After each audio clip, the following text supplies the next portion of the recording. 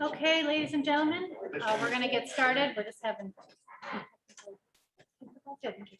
Ready to go? Okay. All right, I'm going to call this meeting to order at 6:10. Please stand for the pledge. Pledge allegiance to the flag of the United States of America and to the republic for which it stands, one nation, under God, indivisible, with liberty and justice for all. Our sincere condolences to the family and friends of Paul Batman, brother of Cayuga County Legislator Keith Batman, Helen Cuddeback, mother of Steve Cuddeback, former Cayuga County Legislator, Elizabeth Betty Pettigrew, 98 years old and former nurse at Auburn Memorial Hospital. I'd like to take a moment of silence in honor of all of this loss, especially to our own legislator, Keith Batman.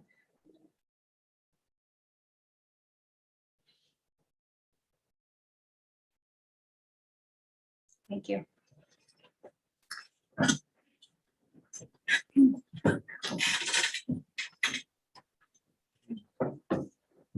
Before we, sorry? Oh, yeah, go ahead. I was ready to jump right in. Thank you. Tucker Whitman, Here. Tucker Whitman, Here. Andy Dennison, Present.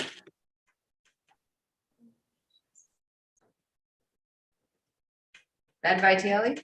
Here. Chris Petras, Present.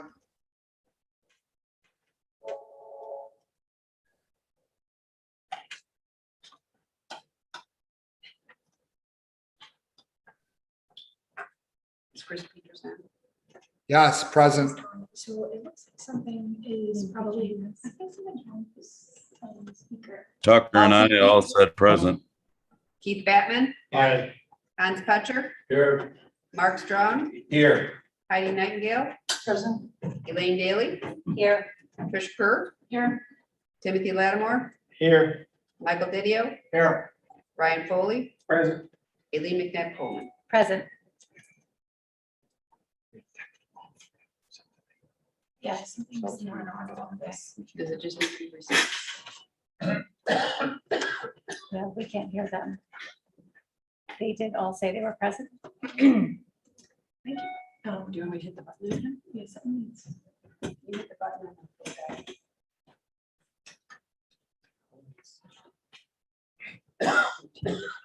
Tucker's leaving a message. Tucker's.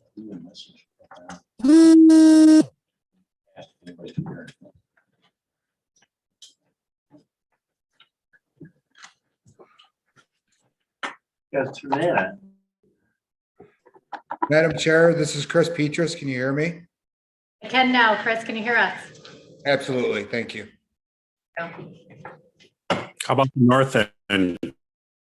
Here. It's a little sketchy. All right, great. Never know what you do. No, we don't know what we're gonna get. Okay, sure. Okay, so tonight we have a packed agenda. We have four public hearing issues here. I'm going to go through them and then I will announce the number unless anyone here would like to speak as well. So the first one is pursuant to New York General Municipal Law 60 to make appropriations from the Building Reserve Repair. The second one is local law authorizing 12 and 13-year-old licensed hunters to hunt with a firearm or crossbow during hunting season with the supervision of an adult licensed hunter pursuant to the Environmental Conservation Law, Section 11-0935. Local law establishing Cayuga County Ethics Code and Board of Ethics for the County of Cayuga, and local law establishing the Office of Cayuga County Finance Director. So I open up all those public hearings at 6:15. At this point, if anyone in chambers would like to speak to any of these public hearings, you may come forward and do so.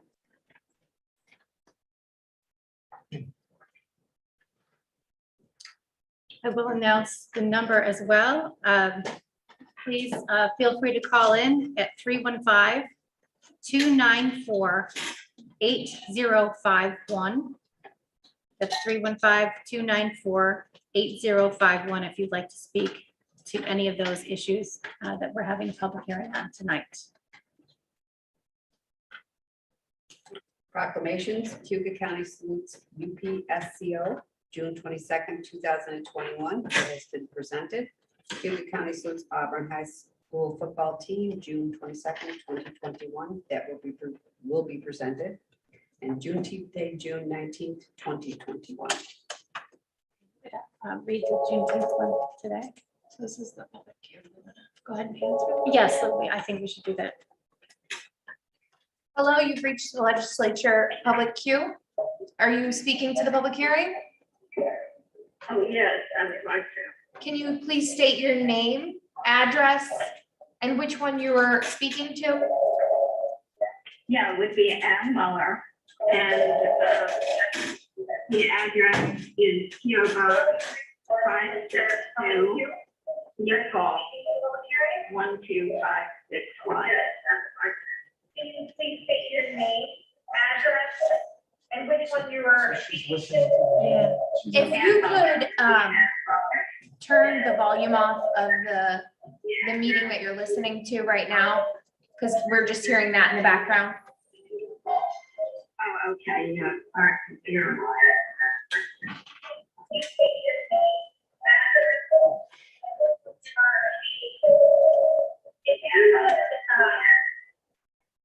Hello? Yes, now we can hear you much better.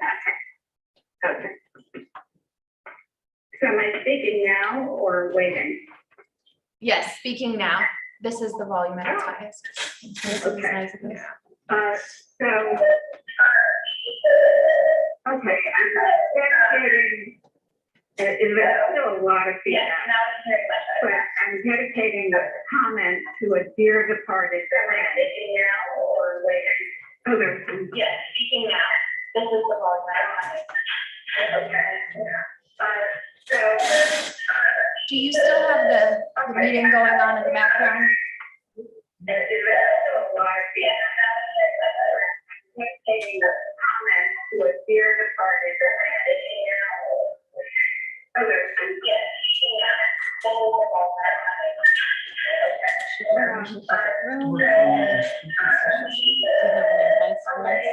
Have her phone in. I'm so sorry. I have my ear. Hello? Yes, we can hear you.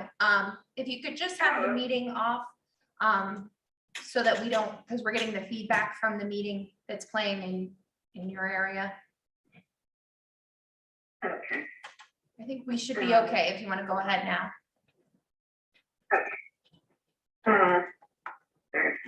That's where I was. Okay, I'm dedicating this comment to a dear departed friend, Rita Sarnicola. As some of you may know, Rita was a longtime resident of Cayuga County. Her love of animals, including wildlife, was what brought us together many years ago when she was trying to stop the crow killing contest in Auburn. We feel that for too long, the wildlife protection community has been overlooked by legislators and the governor. And there is no way to separate firearms from hunting. Firearms and other weapons are part and parcel of what hunting is all about.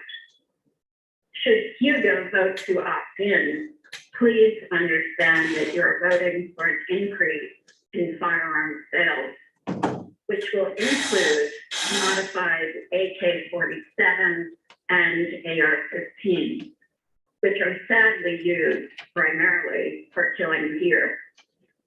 So while 12-year-olds can now use those weapons on small animals, they're more commonly used on deer.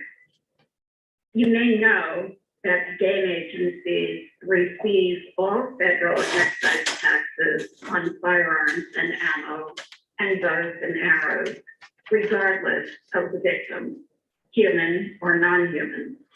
And their job is to increase the population of deer for the pure purpose of killing them. Then, of course, there's the sales tax on those lethal weapons that goes to county and state government. We're urging Cayuga to not opt in, but rather take a stand against both the proliferation of firearms and the brutality that our wild animals suffer via set seasons for their killing. We urge a wildlife watching economy that, according to all reports, far surpasses that of hunting. And we urge that children and all residents, including wildlife, are kept safe by their government. Thank you. Thank you, Ann.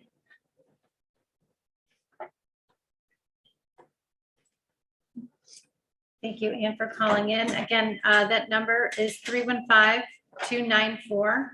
If anyone would like to speak on the local laws being presented today.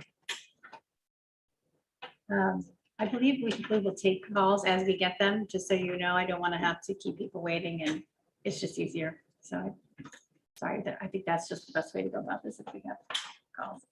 I'd like to read the proclamation for Juneteenth Day for Saturday, June 19th, 2021. Whereas Juneteenth is a worldwide celebration which commemorates the end of slavery in the United States of America and celebrates African-American freedom and achievement while encouraging continuous self-development and respect for all cultures. And whereas on the 22nd day of September, 1862, a proclamation was issued by the President of the United States containing the following: that on the first day of January, AD 1863, all persons held as slaves within any state or designated part of a state, of people whereof shall be in rebellion against the United States, shall be thenceforward and forever free. And the executive government of the United States, including the military and naval authority thereof, will recognize and maintain the freedom of such persons, and will do no act or acts to repress such persons or any of them in any efforts they may make for their actual freedom. And whereas June 19th, 1865 is recognized as the day that Galveston, Texas received that all slaves had been formally emancipated by President Lincoln. And whereas Juneteenth grew to become a national event during which African-American communities gathered to share in the spirit of the day, featuring outdoor activities, food, and prayer services. It is the oldest nationally celebrated commemoration of the ending of slavery in the United States. And whereas Juneteenth celebrations declined in the early 20th century, the result of educational focus, which emphasized the Emancipation Proclamation, shifts in the workforce due to the Great Depression and the popularity of July 4th holidays. And whereas we pay tribute to the journey, we acknowledge that many roles and contributions of the African-American spirit in our society, from Harriet Tubman's work as a conductor of the Underground Railroad to the trailblazers of today. And whereas no matter our race, religion, gender, or sexual orientation, we recommit ourselves to honoring the efforts of those who fought so hard to steer our country toward our highest ideals. And now, therefore, be it resolved that I, Aileen McNabb Coleman, Chairman of the Cayuga County Legislature, and fellow legislators, do hereby proclaim our gratitude and urge the residents of our county to observe June 19th, 2021 as Juneteenth Day, with appropriate civic, community, and activities embracing the past as well as the future, and that only unity, respect, and appreciation can bring. I'd like to say thank you and present this actually to Heidi Nightingale. She helped to gather the information necessary for this, and I know she was a great participant in Juneteenth activities this past weekend, so I'd like to present this to you.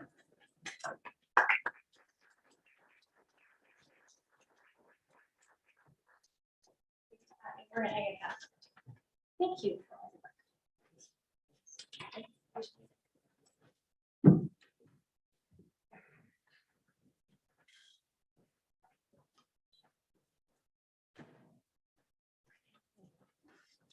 All right, up next, we have privilege of the floor, and I believe our county clerk is here for privilege of the floor this evening.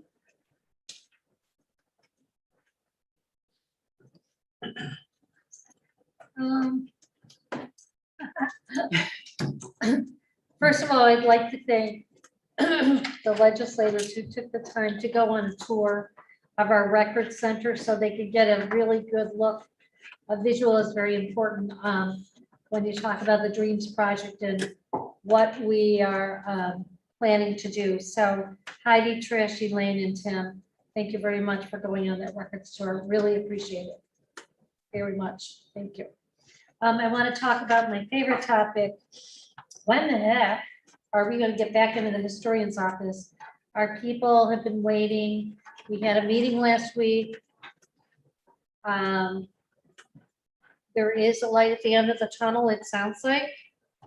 There's a lot of work to be done, but we are so anxious to get our staff back out and working. I mean, in July, it'll be 9 months. It's just unimaginable that they have been in that back room since then. So please, anything you can do, everybody, thank you for moving it forward, but it is just weighing very heavily now. And one of the saddest things that's happening is the DSS people are in the front, our people are in the back. And it's very hard to get along under those circumstances. It's nobody's fault, but you kind of feel like everybody's being pit against each other.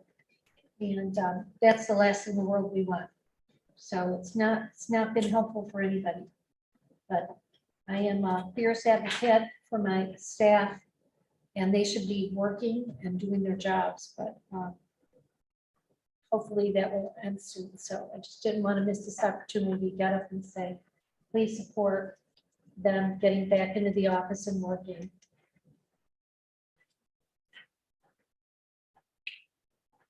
Thank you. Sue Dwyer, is there anyone else who would like to speak to? Just want to ask, so can you enlighten us a little bit about the community, please? Yeah. So again, Aileen and I met and we talked about having a hybrid system there. And so what's going to happen, I'll just give you the rough thing there. There's all in the morning, there will be appointments. People still wanted appointments. We're going to give it to them. But the whole afternoon is going to be walk-ins. It's going to be about 6 different transactions limited to that. Those are things that people want in a hurry. Losing ID, if you have a new car to register or something like that, all those things will be done. We won't have more than 20 people at a time in the office. But that doesn't mean a lot more won't be outside. We expect it to be very busy. We'll have somebody at the front door coordinating things a little bit, and there's still some details to work out.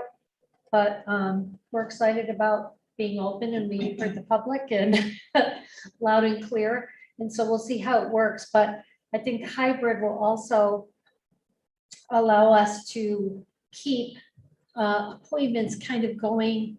People that are kind of afraid to go in, and there are a lot of people that are very apprehensive about going into an open DMV like that.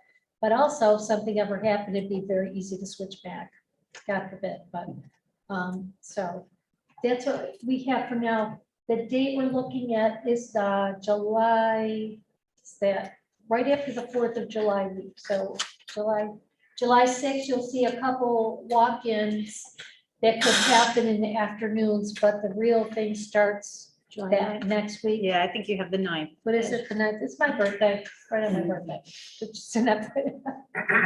Thank you.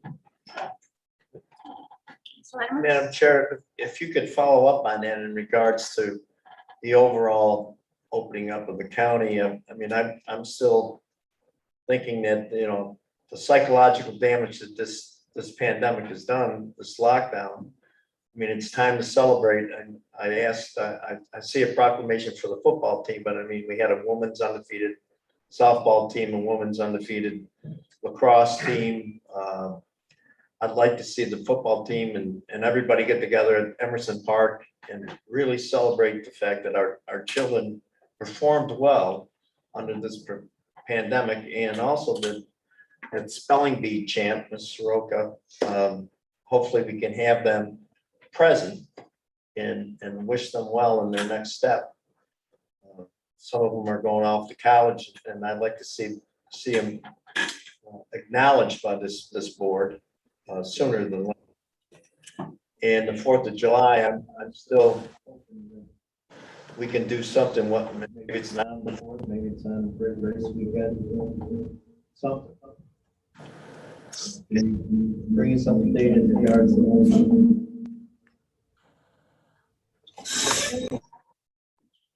Okay. There's a meeting notice that went out about the fireworks to all the original folks that were present in our first fireworks meeting for next week. So hopefully you can get that and come. And, we're looking at some of those preliminary dates that were discussed and working with EMO and trying to figure out all the EMS agencies that will be available to us to be sure that's a safe event. And perhaps do you want to be in charge of inviting people to be recognized For the in football team or women's whatever slacks? for whatever venue you'd like to see that in? I think that we should have a meeting like we did for the Emerson Park for the playground and have it up there. So you don't mean like at the fireworks, you mean some other venue? I'd like to see this body honor our children who did a very good job in regards to their sports programs, and they're moving on to their next level, and it'd be nice if you could wish them all well. I know you got a proclamation tonight, but you didn't read it. But, I was going to present hopefully you this. get all the undefeated teams. Yeah, I was going to present this to Tam Ray. Say that again, I'm going to present this proclamation to Tam Ray. but I think Right. having the teams, I'd even like to spend a couple of dollars and have a luncheon for them. If you, I'm not opposed to, if you'd like to arrange for that, you can do that. That's fine. That'd be great. We can have it at the pavilion. I mean, it's, I'm not in charge of that. I mean, if you'd like to take the lead on that, that'd be great. If you'd like I'd to. be do glad that, to try to organize it. That'd be great. I would appreciate that. That would be a great thing to do. Mr. Benton? It would be great to do. And my question would be, the next time Southern Cayuga Union Springs was a tournament, which they've done statewide, do we have a luncheon for that? Right. And Well, I think we had the undefeated or state champs from Moravia we had them at the park. We had them in a meeting. We didn't pay for lunch for them. Right. And that's my question. It's not that I'm opposed to that. We just need to stop and think, is this what we want to do? And maybe a good thing to do. But it's something just to think about. That's all I'm saying. We've gone through a difficult time, and I think the kids have suffered the most by having, Zoom and this and that. No, no fun zone. So, No, I agree. I don't know. I mean, if you're against that, My question would be, what about the thousands of kids that didn't win a championship who suffered? What do we do for them? So. we give just them all a things trophy we need to too. Think about is all I'm saying. I agree, Mr. Benton. Certainly, Mr. Lattimore, if you'd like to, on behalf of the city, as a city legislator, if you'd like to accompany me to the high school to present this proclamation, you can do that too. Well, I'd like to see all the teams that were together, and Ms. Soroka, our spelling bee champ for 3 years in a row. Any other comments here to anything that's been shared so far? I'd like to call attention back to the public hearings. I'm going to go over them again, just so if anyone's tuned in and not sure. We're pursuant to New York General Municipal Law to make appropriations from Buildings Repair Fund Reserve. We have the local law authorizing 12 and 13-year-old licensed hunters to hunt with a firearm or crossbow during hunting season with the supervision of an adult licensed hunter pursuant to Environmental Conservation Law, Section 11-0935. We have a local law establishing the Cayuga County Ethics Board for our county, and establishing the Office of Cayuga County Finance Director. Those are the 4 areas, and the number to call is 315-294-8051. Madam Chair, I'd like to go on record for the Finance Committee. I believe that it did go through one committee. I think it was Ways and Means. I don't think it did went through all the different levels of this government. But I mean, I hate to see we're a countywide, whether it's county clerk, county sheriff, county treasurer. I'd like to see the public decide as to have an elected official and run those offices. I think that this sort of negates a countywide election, the way that this is set up. And I really don't fully understand as to who's in charge, whether this finance director is in charge or whether or not the county treasurer is in charge. And I think it creates a very good atmosphere for disagreement and argument in regards to that department, as to who's overseeing the office and who hires and fires. So Is Mr. Orman on? Do we want to ask Mr. Orman? Right here. Am I coming through? Yes, you are, Jim. Mr. Okay. Orman. Thanks. There. What'd you need? So Mr. Lattimore was wondering about the hierarchy involved with having a treasurer and a finance department. Yep. I don't mind having that question answered for him tonight, as I see that other people may have the same question. Nope, that's a natural question that has come up. Apparently, this is gaining traction across New York State among some of the counties to separate out the finance department. And the reason is that in a county that's decentralized, such as ours, there are several people performing financial duties, and they're probably redundant in some areas. And there would be an efficiency from creating one centralized finance department to do that. And it would be headed up by a finance officer. It would not detract from the duties of the elected treasurer, because that person would still be the chief fiscal officer by law of the county. But the main attraction to that is that this department would be able to perform with lesser people down the road all the financial duties of the county. And again, it's gaining traction, and there is one of the main points of interest is, what's the difference between the duties of a finance officer and a treasurer? Who's responsible for what? And New York state law dictates what the treasurer does and what a finance officer can do.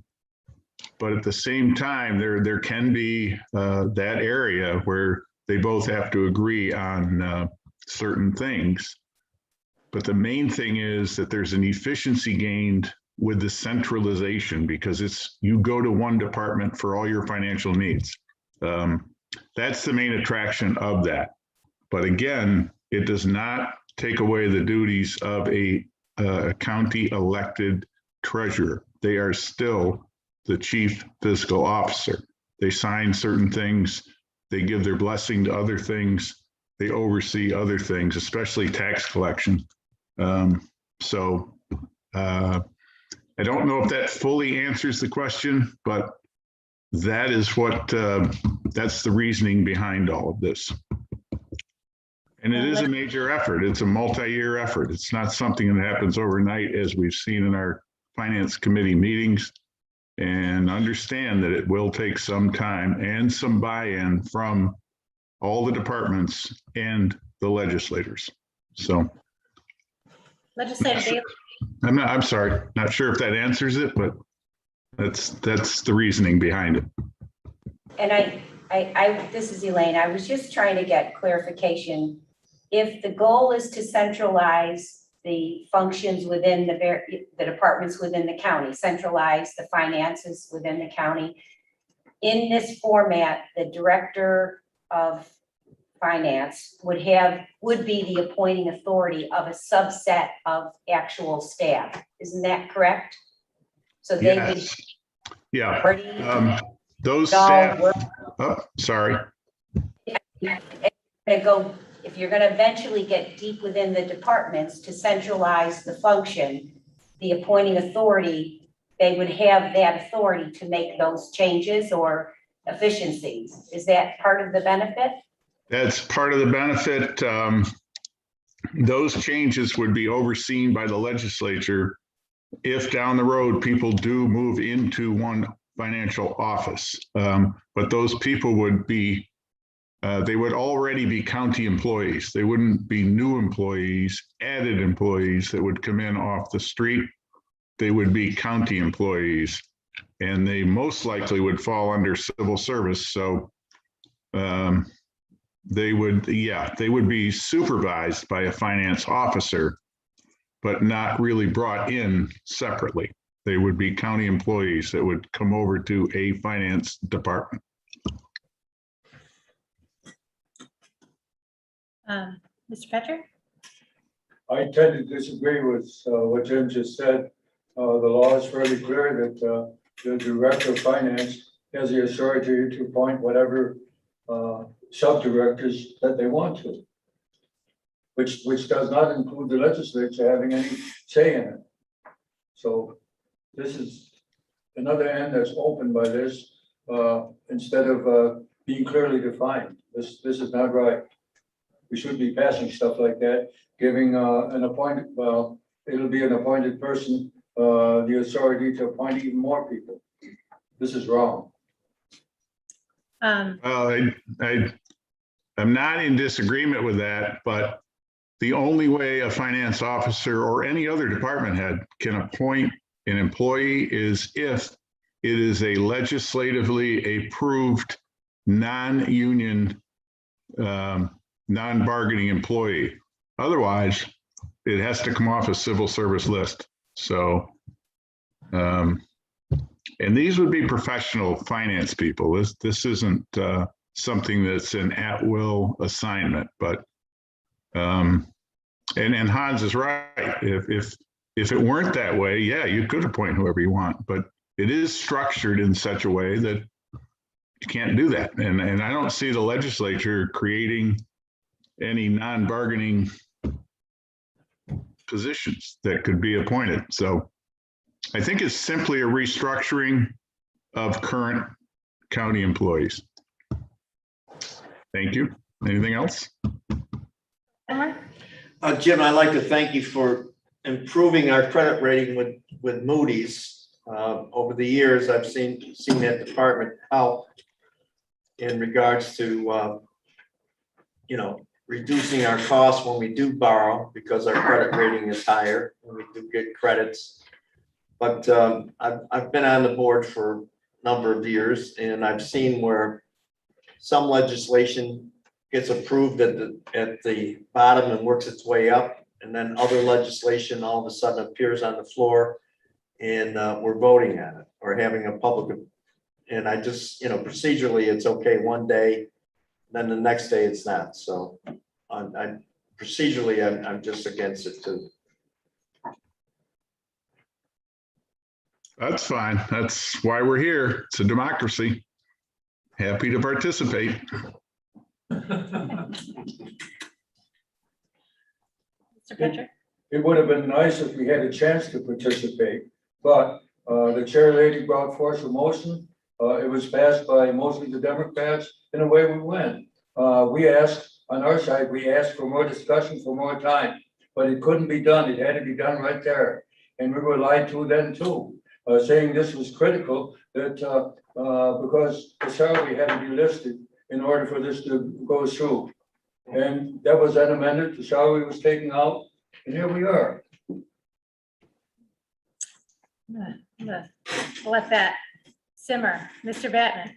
Yeah, I just want to point two things. One is, I think when the portion of the meeting, the public be heard. Right. And it seems like we're debating the law, which hasn't even been moved yet. So that's one thing we may want to wait, but that's fine, put it over order. Thing I would like to point out, though, is in response to Mr. Petches, that the Democrats in some way force this through. The Democrats do not have a majority of the weighted votes in this body. If every single Democrat votes yes, it fails. There is no weighted majority of Democrats. Everything that passes this body is a bipartisan passage by definition, because no single political party has a majority. And that's something that's something important to keep in mind. There's no such thing as far as partisan forced passage of anything. You know, I'm happy to send around an explanation of how that works if anyone doesn't understand our weighted voting system, but that is the fact. And Mr. Petra, I will have to publicly then, I do have to say that I resent the fact that you say that I'm a liar. I'm certainly not a liar. I've been working hard on behalf of this county. I believe that the right thing for this county moving forward, and I certainly operate under any sort of lies or putting on of any sort of false picture. So I resent that you can comfortably sit there and say that. Mr. Lattimore. In regards to Mr. Batman's comments, this is a public hearing. I was speaking as a citizen of the public, and I think I'm entitled to have my voice heard. You absolutely are. And Madam Chair, if someone wants to speak as a representative citizen, they should get up from their legislative seat to make it clear they're speaking as a citizen. I thought it was a debate. If you were speaking as a citizen, fine. I didn't recognize that because you didn't identify I yourself. think I'm a citizen first and then a legislator second. Fine. That's not what I understood. Yes, you have a right as a citizen to speak during the publicly heard. Can we call the question on all this nonsense? Well, I welcome the discussion, seeing how that there are 4 areas we're having public hearings on, and if it will incite any further discussion from anyone listening in the meeting, I'm not opposed to having a little bit of the discussion right now. Again, the number is 315-294-8051 if you'd like to call in on any of these areas that we're having hearings on this evening. Minutes to approve, May 19th and May 25th, 2021. There's a person privilege of the floor. Oh, more privilege, another privilege. Ruth Bradley. Oh, yeah. Okay, Oh, could I? you may, yes, I thought we were, okay. I didn't I'll know. be really quick. Take your I am the time. county historian. Sue has said everything. I just, I wanted to ask 2 questions. One was, can we have a resolution to our space situation soon? That's one question. My other question is, a really tough year for everybody. Everybody's made sacrifices and gone through difficult situations and found solutions to these different situations, difficult ones. My question is, if any of you have kept diaries or written down your ideas or your thoughts or want to record them, could we have a copy of them in the historian's office? Because what we do is really, I like to think of the historian's office as kind of we should be part of the long-range planning committee. Because we are gathering the data right now that your grandchildren are going to need the next time a pandemic comes around. And that's one of the jobs that we've had trouble doing this year because we've been squeezed into half of our space. But we are doing it. And I just say, if you've got that stuff, give it to us because we are going through a historical era right now. And it's going to have significance in years to come. And what we need is to equip the historians of the future with the materials of the present that your grandkids and great-grandkids are going to need to solve their difficult situations. So please fix our space and give us your thoughts if you haven't. You can redact all the names if you don't want to name names. But the future will thank you for sharing your today's thoughts. Thank you. Thank you. I did tell Ruth that I have kept You can copious read out the notes. names. And I'm not sure how much content will be left with the names and other things off of it, so. But yes, thank you. I appreciate it. I didn't mean to skip over you. Okay. Minutes. Yeah. Minutes to approve, May 19th and 25th. Move them forward. 2021. Second. All in favor? Aye. Aye. Carrie, thank you. Appointments and reappointments. Madam Chair, I'm sorry to interrupt. I can't figure out how to raise my hand. Can you hear me? Yeah. This is Chris Petrus. I have a question about the appointments. With regard to the Community Services Board, I was curious how many vacancies are open on the Community Services Board? Because I was operating on the understanding that there were interviews taking place. So I'd like to know if there's more than one vacancy or just one vacancy. Maybe Legislator Daley knows, or Legislator Bettman? I'm not positive. Yeah, I think there are 2 or 3. I think 2, but there may be 3, but there's more than 1. So you think 2 or 3 left after this one? Is it- No, there are 2 or 3 right now. This will fill one of them, but there's still at least 1 and maybe 2 open. That's why their interviews are taking place. Does that answer your question? Thank you. Yes. Thank you.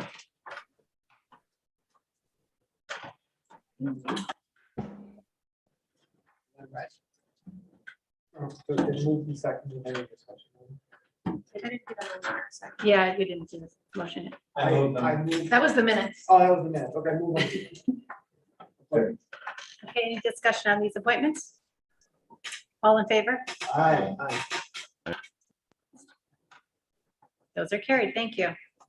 There are no communications or announcements. Okay, Dr. Durant is unavailable to present to us this evening, so I expect his report and then that could be shared with you. Have community committee reports or individual legislative reports? Mr. Vitale. All right, I'd just like to take a couple minutes to update the legislature on the map plan and report for the regional water project. I've been trying to keep you up to date, and over the last 2 months, the Water and Sewer Authority has reviewed the first draft. Last week, we had our meeting and reviewed the draft again. And there's a number of changes that are going on that I think are very, very beneficial. And as we talked before, it's a phased plan, but the first phase of the plan would be for the water authority to buy or to lease the water lines that are in different communities that would be part of the transmission lines for the regional project. In that process, however much access that the towns have, they would be compensated for that, so that the county water and sewer authority could use that excess pipe to move water wherever it needs to go within the district. That alone made a big impact on some of the naysayers in the group. The other thing that was worked on quite extensively was the charge per EDU. So there's two large groups of people within this district. The first large group would be the city of Auburn, and then the other group would be the outskirts that are within the district. And so currently, right now, the plan is for the city residents would be paying $1 per year for the beginning of this project. And that would basically be adding resiliency and redundancy to their system. The city would continue to operate their water treatment plant the way they are. They would continue to sell water to their residents. And the $1 per EDU would just be to be part of the larger project. and to add redundancy and resilience to their system. The other group, the rest of the district, would be assessed $10 per year. And that would be for everybody within the district. An EDU doesn't necessarily, if you have 100 acres, it doesn't mean that you pay, it's not divided by per acre or anything. An EDU is a lot, whether it's half an acre or it's 100 acres. So those things also help steer a lot of people in a positive direction. Why that number is so low is we are looking at a time when there's going to be a lot of federal, state, and maybe some county money available for infrastructure. And the feeling is very strong that we should be able to get funding for this project. What I will say about the county portion is I look at our county, the money that our county is going to be putting into different projects is kind of like stimulus money that hopefully for every dollar we put into something, we might get $5 or $6 in return. And so that way our 7 million per year might turn into like 30 or 40 million. So that's kind of a high hope, but I think it surely is a possibility these days. So once we get the map plan approved and keep it moving, we're going to be starting to look for all this funding. So what happens when you don't get the funding for the whole project? Well, one of the other big changes that we made about a month and a half ago was to propose in the map plan and report a governance board of the regional project. And so what that means is that for every community that's part of the project, they would be assigned a representative. That representative would have weighted votes just like this body does as to how many EDUs are in their area that they represent. So it won't be the Water and Sewer Authority that deciding. So for instance, if the overall number, we'll use $40,000, $40 million. If the overall number is that, and we only find 20 million, then that governing body will decide what phases are to go forward. The Water and Sewer Authority will probably have some kind of limiting oversight. It is not our intention to create a project that's going to be difficult for people to pay for. Okay. One of the things that we heard early on was it's going to cost every resident over $125 a year for this project. That is not our intention. Our intention is that the way the situation is in 2021, there should be a lot of money for infrastructure, and this infrastructure will benefit a lot of the people in our county, a lot of different communities, and so it should be should look very good to the federal and the state people that are going to be dealing with these funds. The last meeting we went through it. I would say that there wasn't a lot of. I'm sure every member did not read the whole report. I read probably 85% of the report. Made some recommended changes. So we are not going to see that map plan and report in this legislature for another month now, because I'll give you an instance of one change that I recommended, I think, moving forward. I do not believe that our intention is to harm or to displace anything that our smaller communities are doing, our towns or villages. Our plan is to try to put together a project that will benefit as many people as possible without harming anyone. So I talked about those transmission lines, and we'll use a 12-inch line going through, say, Springport. After we do an agreement to lease the excess in that line, our intention as a Water and Sewer Authority is not to sell water out of that line that we just leased. So any water that would come out of that line to be retailed would be going through the town once again. So the town would do an agreement with us to tap that line for a retail sales. Those lines that we are leasing are for wholesale process. It's not for retail. It's not to increase the revenue for the Water and Sewer Authority. It's to provide access for more people. So that was also looked at very highly from some of the local people that were in the meeting and people that we've talked to since then.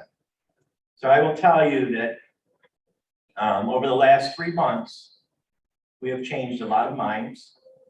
We have changed the focus of this project. And I think the project is looking better and better every day we talk to more people. Our intention at this point in the game will be to continue to talk to the individual communities and get their support. And I truly believe that with the support of this legislature and with support from all of our smaller communities, that this is a project that will be looked at very favorably at federal and state level.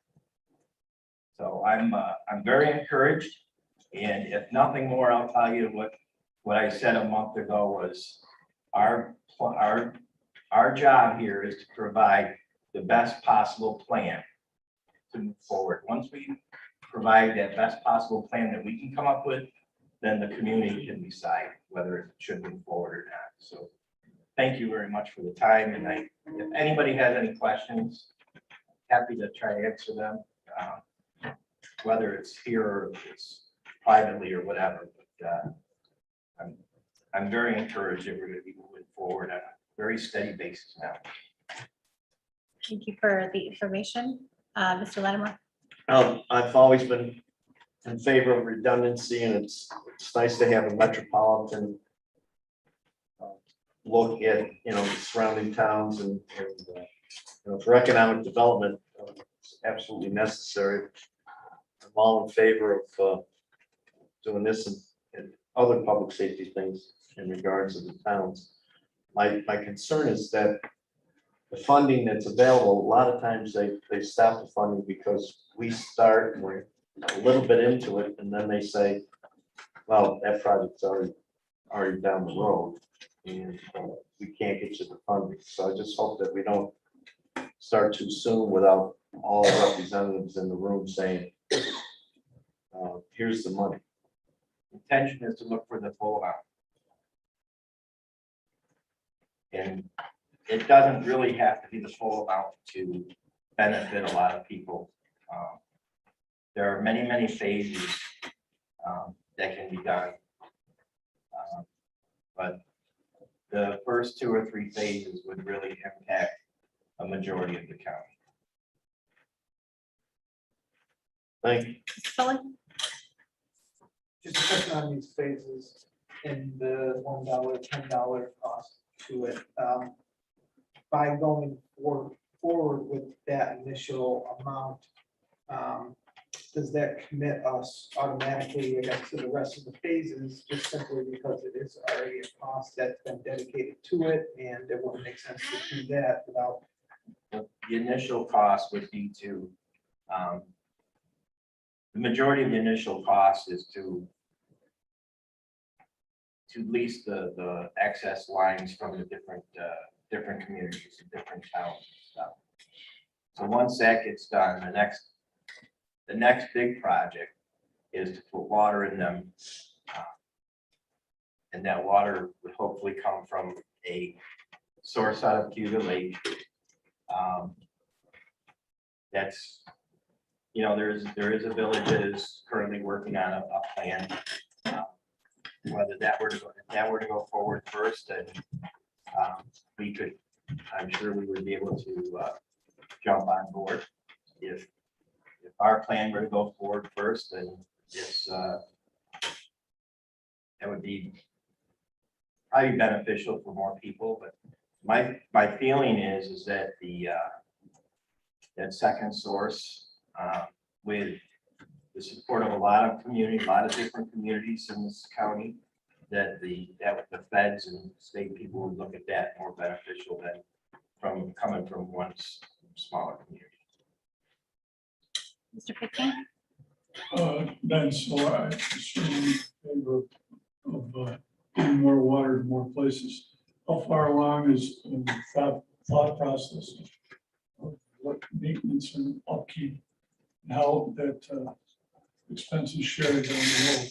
Well, that's a great question, Paul, because by consolidating a lot of this, most all the towns and villages are having a harder and harder time finding water operators and people that are qualified to run those plants and maintain the lines. And several communities have already looked to the Water and Sewer Authority to take care of their lines. So these lines that we would be leasing or purchasing, we would also be taking over all the responsibility to maintain it and replace whenever they had to be replaced. But the efficiency by bringing more and more people into a kind of almost kind of like a finance committee, when you bring, you know, the people that have the ability to do those repairs and to operate those systems together, we can all benefit and save money, because it's really difficult for a small community to pay to maintain a water treatment plant. And then the even sometimes bigger problem is to find a person to operate it. So, and that's getting harder and harder every year. Ms. Daly?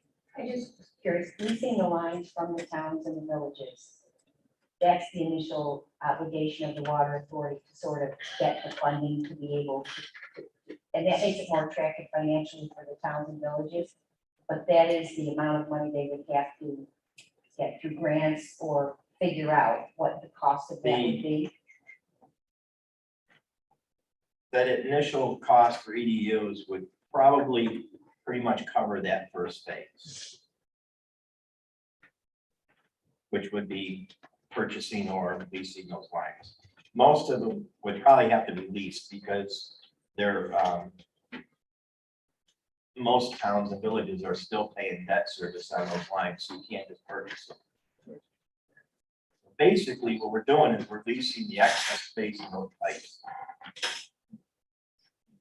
I thought the primary purpose,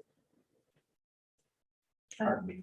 I thought the primary purpose was to get a second source of water.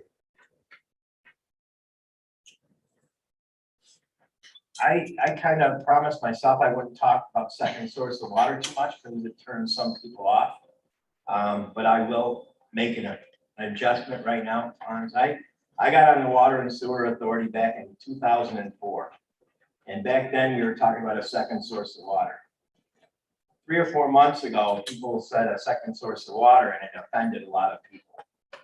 And I think it's still very important, but I would rather refer to it as redundancy and resiliency, because when you have a water line break and you have water coming from different directions, it's very easy to turn off valves and still supply a lot of people with water and limit how many people are without water at a certain point in time. So I think personally that's still very important, but I'm not emphasizing it at this point in time. Mr. Strong? Thank you, Madam Chair. My question would be, you've talked about leasing the space in the water line. Does that come with rights to, you know, the land above or below to access it if there's a break or something like that? How does that work with, you know, if it runs through a homeowner's property? Well, if it's running through a homeowner's property and it's in the right of way. So that, all utilities. so it would become the county or the water and sewer folks would have the right to dig. Right, so the town has put it in the right of way. The town has the right to it. They're turning over that maintenance and operation to the Water and Sewer Authority at that time. So they would have all the rights to go in there and fix the line. Thank you. appreciate the update. I was able to attend a bit of the meeting this month at the Water and Sewer Authority. I was, again, I was a member of that authority 5 years ago for a couple years. And it was good to see people rowing in the same direction. Because that has never, has not often been the case. So I was happy to see people get really gathering around the same idea and trying to move this forward. So I look forward to more information. You can Very provide us. positive meeting. Was very positive, yes. Mr. Baxter, I just want to say, I just wanted to introduce the our former legislator and current town Moravia supervisor, Terry Baxter, has joined us this evening. He is sitting in a legislative chair. I love hearing that booming voice. Sir, you may have the floor. All right, I would just wanted to ask Ben about what's the scope of this regional water? How far does it reach? Just where it's already existing? Or are you gonna bring water to Moravia, Sterling? What's the? Currently, the district would be where there's water. The hope is that through all these different phases, we'll be bringing water farther out. So like one of the major projects is Hanako Road. They really are in need of a sewer system out there. There's like 3 Sunset Beach Road, and there's another one or whatever. But we would hope that we would be able to do water at the same time. Once you get out that far, then it's not so far to go to Genoa and so forth. And so, yeah, the reach isn't right away, but in the phases as you go forward, it would be to get water to more and more areas of the town. Thank you. Latimer? I'd like to commend Mr. Vitale for, continuing this program. Hopefully we're successful. I know a couple of years ago, we tried to bring in a chip manufacturer then up at Saratoga. They needed about 8 million gallons of water a day. And we worked with the barge canal to try to get some of the hydrogeological things out of the barge. We could have picked up 4 million. So economic development depends upon electricity and water, and hopefully we can have enough to do economic development. And I hope that we have 2 or 3 different plans that help pay for that line. Maybe to the west, or not to the west and to the south. There's a lot of open land. Hopefully if there's water there, we can develop some kind of industry to pay for the line. Industry is good, but we also have agriculture, and we have to recognize those communities, and we don't want to step on their toes because we need their support just as much as we need everybody else's support. So I appreciate your comment, Tim. And economic development, this is very, very important if we're going to have economic development. So thank you for your comments. Well, the agricultural needs water too. I mean, cows need to be watered, so. Oh, yeah. it's all together. You haven't heard of cows and you don't have water. You know how important water is. All right, thank you, Mr. Vitale. Any other committee reports or individual legislative reports? Yeah, so just a quick Mr. one, Foley? Madam Chair. So our Veterans Office, I've been working with you, and HR is currently down to full-time staff as it stands. We are aware of it, and he's working through a plan to try to get it up to full strength and go from there. I know we've already worked a lot on it. We'll continue to do so. So it's being worked on. If any legislator has any questions, please ask Aileen or myself. Thank you. I did have the opportunity to meet with Angela Ervelina in the office there last week actually. And yeah, he's really keeping things running there. There was an accident with the veterans van. So we had to push back many appointments, and he's taking charge there. And then I believe there's going to be another person starting there in his office to help him out. So yes, that they're doing a great job. And they're certainly very committed, but it's going along smoothly. Right. So it's great. Okay. Any other legislative reports or committee reports? Madam Chair, Mr. Latimer? I've sent all legislators a promotional piece, but the quality of the work that's in the piece, I want everybody to take a look at it and respond back to me. There's some people that grew up here, that traveled to other places, that are back here, that are very talented, and I want to make sure that we recognize those talents with projects that we've got coming up, like at the lake. One person is a very good sound person, and I was at the Most Museum today, Museum of Science and Technology. They're building a new planetarium. And I was going to ask the president about our NASA platform again, because just having a planetarium is one thing, but we actually have eyes and ears on Mars. I mean, technology is changing very quickly, and hopefully we can get into some of those fields. Still, Sally? I'm really sorry, but one other thing I'd like to share with the legislature is last week we approved some funding to go toward Emerson Park. And as I mentioned earlier, I would love to see every dollar of ours bring in $5 to $7 more. And so one of the ideas I was thinking about is that since the county put up money already, we should assign another chunk of change that would kind of celebrate the future of Emerson Park. And one of the things that I really thought would be wonderful is that, especially without having fireworks this year and stuff, we could have like almost a mini concert series to celebrate everything that's going on. If the county could put some money forward, then we could get some local bands out there, talk about and give other groups incentive to put money toward the work that we want to do out there. They could be recognized during those events. So I guess what I'd really like to see is if Doug Delastrito could put together kind of a plan for this year, maybe next year, to do kind of I just call it a mini concert series, but I don't know what the real term is. And, you know, that would be a great time. Maybe at the same time we do fireworks this year, we could have a band out there, have some food trucks. But I think I would really love if Doug could bring something to the Public Works Committee to look for us to put some funding towards something like that. And maybe, like I said, every dollar that we put into that project will get a very good return on.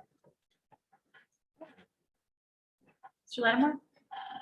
Just to follow up on it, I haven't gone to a concert in a long time. I was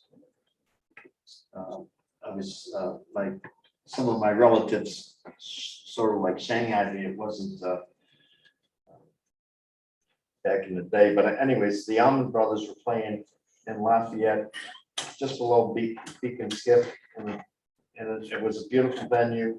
Limp Lizard was doing the food, and it was a great thing. It wasn't Woodstock. Was it Woodstock? I can't remember. You wouldn't remember Woodstock. I was a lifeguard. I couldn't get the day off. But I agree with you. In the middle of nowhere, they have a stage, and they had the Allman Brothers there, and it was a great time, even though it rained. So I concur with your effort. Thank you. I do think the Parks Department. Hey, we gotta come around more often. The Parks Department, I believe, is hiring or is starting their assistant parks person next week. So that is much needed help so that we could do a little bit more programming and planning because certainly they've been stretched thin. But yes, all good ideas. Any other reports or individual committee reports? I have a few things that I just wanted to share. I mentioned at our Wednesday meeting last week that Trish Kerr and I attended the County Association of Villages. We had some great conversation there with village mayors and staff. That was a great opportunity. Thank Trish for being there again.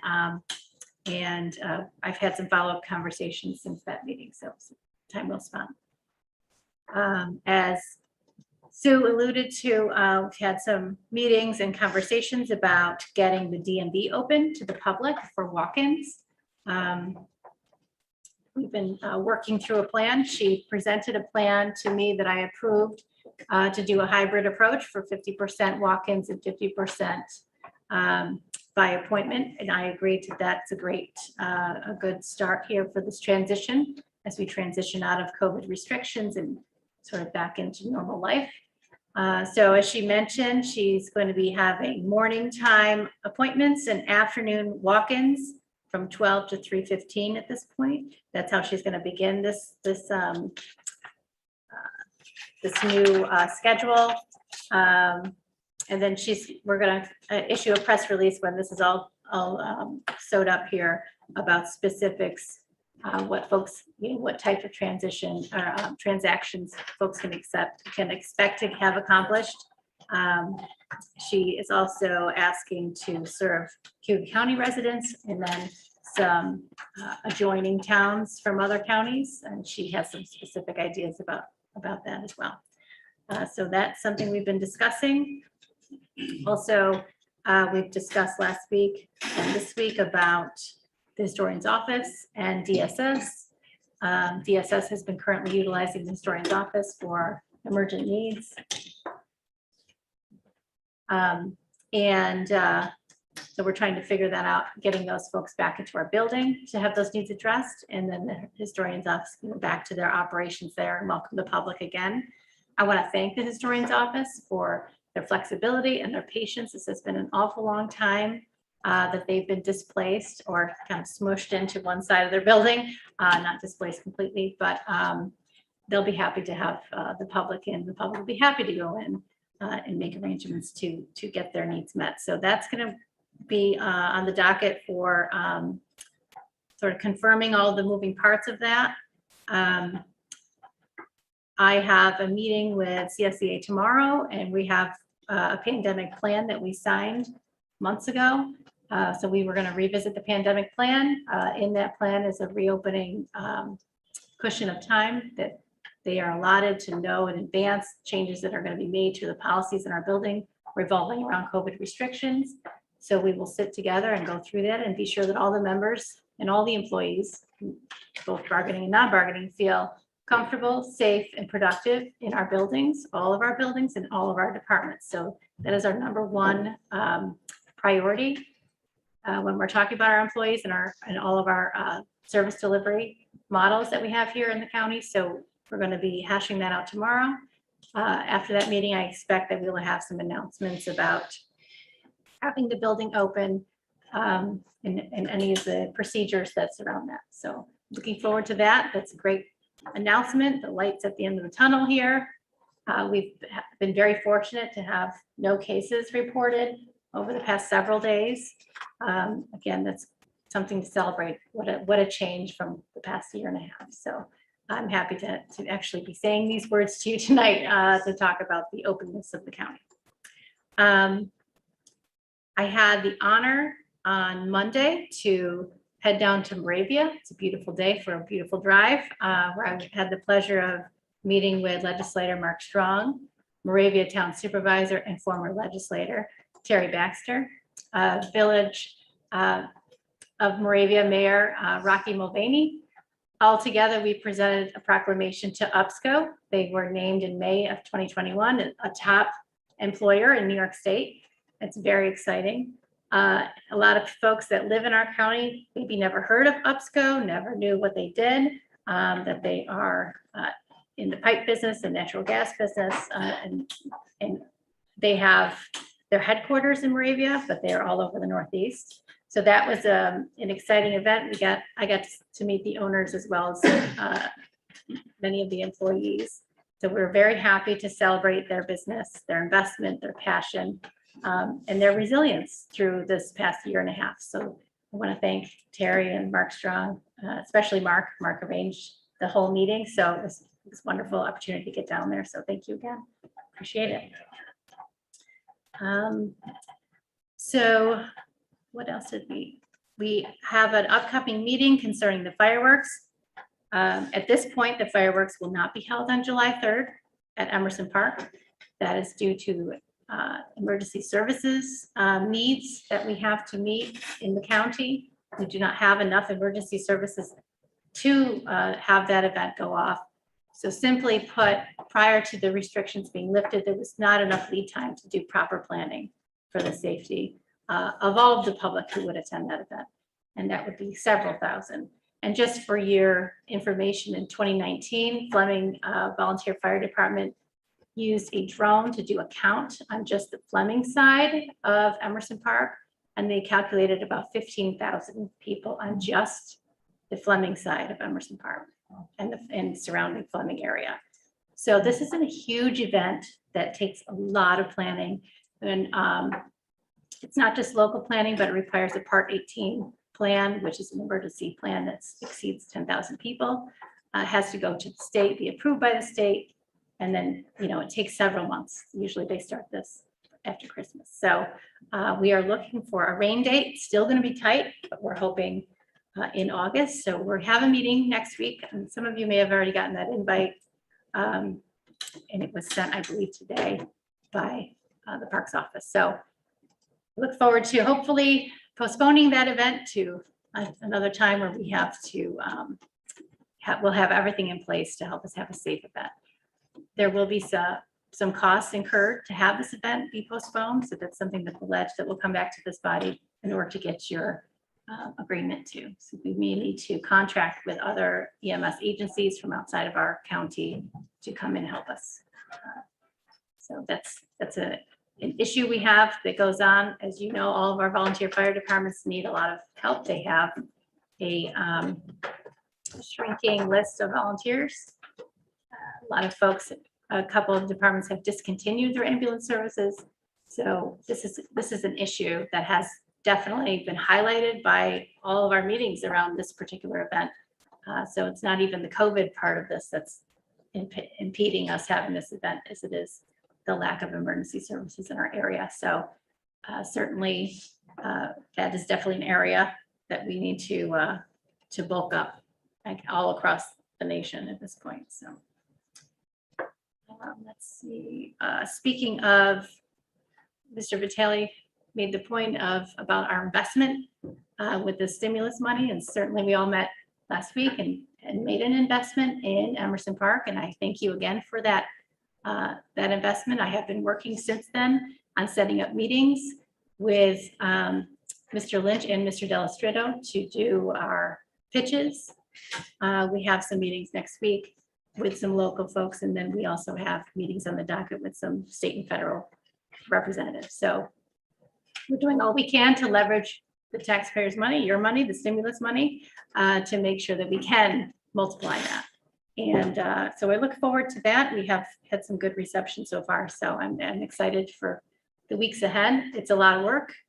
I commend Mr. Lynch and Mr. Delastrito for all their help so far, and we'll see what we can come back with. So I'm excited with that.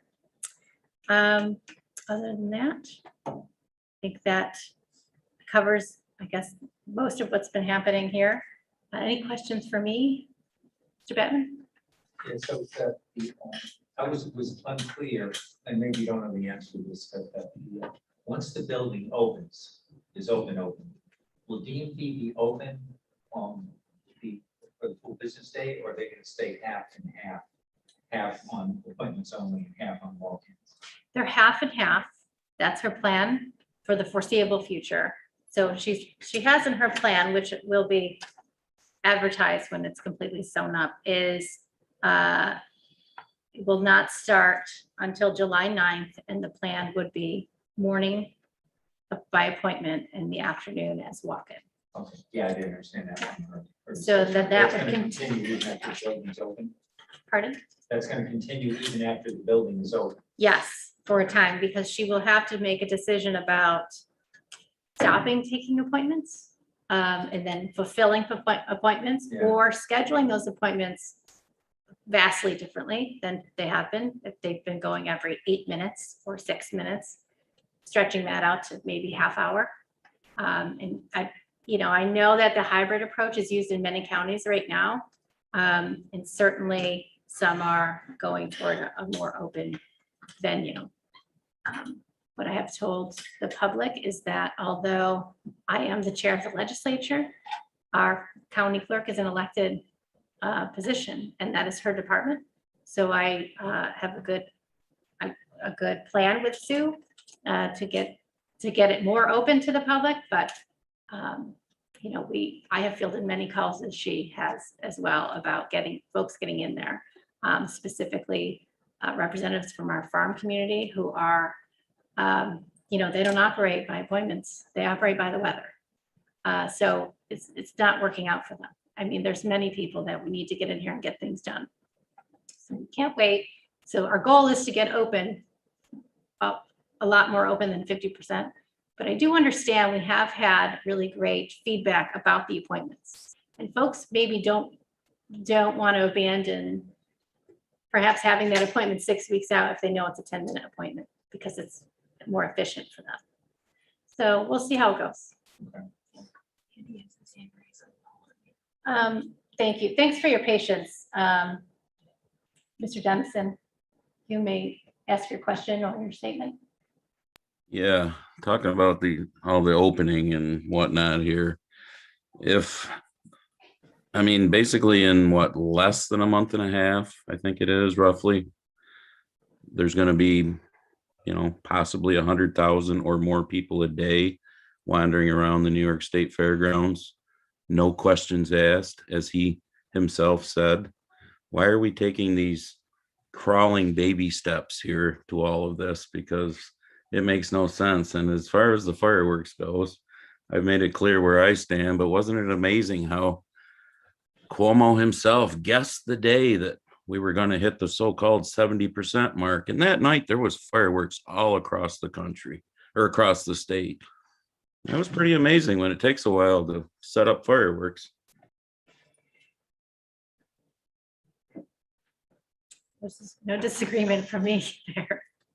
Mr. Lattimore. I appreciate Mr. Tennant's comments. In regards to upscope, my hats off to them, all manufacturers that the salt of the earth, and right next door is a woman-owned business in the filter plant. It's you should stop there someday and see if they need any assistance. I know that when Terry was on this board, we try to get some low interest loans for some machines, and we should be doing that more with our local manufacturers. I know other people have reached out, but it's tough to, I think some of the regulations on loaning the money is, it's gotten a little easier. I mean, the paperwork would choke most manufacturers. Paperwork was a killer. Well, anyways, Upscope's a good employer. Legislator Daley, then quickly Legislator back to the DMV, last meeting when I was coming into the building, there was someone from the public attempting to come in, and I guess he had thought that the DMV was still open until 6 o'clock on Thursday, and that was kind of old news. But I had basically told him that, things are turning around pretty quickly. You can do it by appointment, or you can drop all your paperwork off, and she's prideful of getting things processed and back out. And the point was, there is no ability to drop off anything after the building closes. I talked to Sue about it, and she said, well, they're worried about what people, if there's no guards there, would put in the drop, and we need a secure box and it's expensive. But depending on how all this goes, I think we should have something available to the public if we're going to encourage people to drop their documents off and have them turned around, to invest in something more secure, so that can happen over the weekend or it can happen in the evening. Thank you. Mr. Binky. So just to piggyback a bit more on the DMV, Keith said, is the building, are they gonna open up when we open up the whole building? So at that point in time, I know you only have a magic wand of calendar time, but I'm hoping you're gonna assess this monthly or whatever as it goes. Now, I would think that Sue should be able to develop an appointment schedule no matter what as you move forward to open up. So I'm just hoping that, you know, what I'll see in Thanksgiving, we'll see in the first of the year. Advocate for walk-ins, is that what Yeah, you're open, no, when it opens up more and more, that's all. But I do believe there's success with the appointments, but I'm sure she can structure that as she's doing it. I think government operations is a good place to ask for a monthly report from the clerk on the DMV openness. Government operations is a perfect place for that. Nothing's changed back to. Okay. So that's it for me. Any other questions? I want to remind folks that I'm going to ask, I guess, for the last questions about the public hearing. The number's 315-294-8051. If anyone would like to speak to the 4 items, I will close it in about another 5 minutes. So if you'd like to call in, please do so. If anyone here has anything else you want to say about them, you may do so.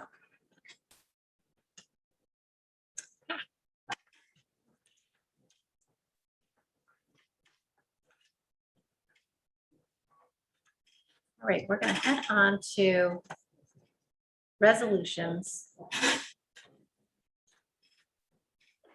Why don't we do Health and Human Services first? Health and Human Services had 10 resolutions this month. They were all approved at the Health and Human Services Committee, all passed at Ways and Means.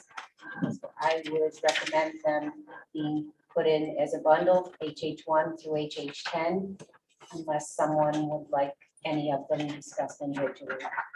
Could we separate 2 and 3 for discussion, please? Sure. I was gonna separate one, I've got 2 on mine. I'm sorry. Health and Health and Human. Human Services. You're good, you're good. Okay, this is Health and Human. Mr. Dennison recommended separating HH2 and HH3. I'll move, Madam Chair, 1, 4, 5, 6, 7, 8, 9. Okay, we have a motion for a bundle. We have a second. Second. Okay, any discussion on this bundle? All in favor? Any opposed? Those are carried. Move on to HH2. HH2 is the authorization to create and fill 1 full-time aging services specialist to provide additional services through the CARES Act revenue. And the discussion around that, when it was presented at HHS, is this is a create and fill of a new position. This is on the back of accepting $311,000 of CARES funding. And that money is good through 9/2024. Brenda has made the case that there is additional funding coming in and additional responsibilities, increased caseloads based on the demographics of the population. She has made the case that she has the funds to be able to do this. And as I said, these funds will be able to roll over until 9/24. And she has also included in the resolution that if there was to have the funding no longer be available to sustain this position, that she would abolish it. So it did get full support at the committee, even though it is a create and fill. It's using additional unanticipated revenue from when the budget passed. Thank you for the explanation. Motion and have a second? I guess. Okay. Any discussion? Yeah, I just want to, you basically just explained it. I hope, and it sounds like we are treating this just like we do a grant. I mean, obviously the CARES Act money is not always going to be there. So if and when the money stream goes away, so does the job. And she did include that, Andy, in the resolution because that was a question that had come up in terms of the create and fill. But I guess my point is, when it's not CARES money, she'll have to show us where that money's coming from, right? And I mean, so it's not, Additional Office for the Aging funding streams to be able to continue to support the position, or it won't be able to be funded and supported. Yes. okay, then as far as I'm concerned, you can bundle 2 and 3 together then, because that was kind of my question for both of them. Okay, we'll look at any further discussion on 2. All in favor? Any opposed? That's carried. We'll go through with HH3. And HH3 basically is, there's a senior typist that's going to be leaving. At the time of the exit of this employee, she would like to move that position from that title to a full-time aging services assistant, where she'll be able to get some more versatile work to be done, and not have the senior typist. She did include in the resolution to, if this passes, to abolish the senior typist position, so it no longer exists in the Office for the Aging budget. Any motion? Second. Okay. Did you get this? Okay, any further discussion on these? All in favor? Any opposed? Those are carried. Thank you. At this time, I'm going to close the public hearing on all of the proposed changes of local laws here. And it's at 7:41. 7:41. Okay, thank you. All right, and since we've closed the public hearing, we will go back up to Ways and Means. Legislator Bettman. Ways and Means has 2 resolutions. One is adopting the local law related to establishing the office of the county finance director. The second is routine authorization to cancel the penalty and partial interest on the property in Somerville. Want to take these as a bundle or separate? Separate, please. Okay, so let's start with easy. The motion on Ways and Means 2, the authorization to cancel the penalty and partial interest. Okay, Ways and Means 2. Motion and a second. Okay, any discussion on WM2? Yeah, can I just say one thing? I know we've had a lot of these. I've brought, I don't know, a couple maybe forward. I don't have a problem with any of these as long as there's a good reason. And I'm going to assume whoever brought this forward, there was a good reason. But there's been times when, you know, some legislators complain about another legislator bringing these forward. I mean, especially in a time when people are financially hurting. So I don't have a problem with this as long as there's always a good reason behind it, other than, you know, somebody saying I didn't get my mail. Yeah, and there was, I had a conversation with a legislator over this, and it was no fault of the property owner. I agree with you, Mr. Dennison. We should not bring these forward when someone forgot. Right.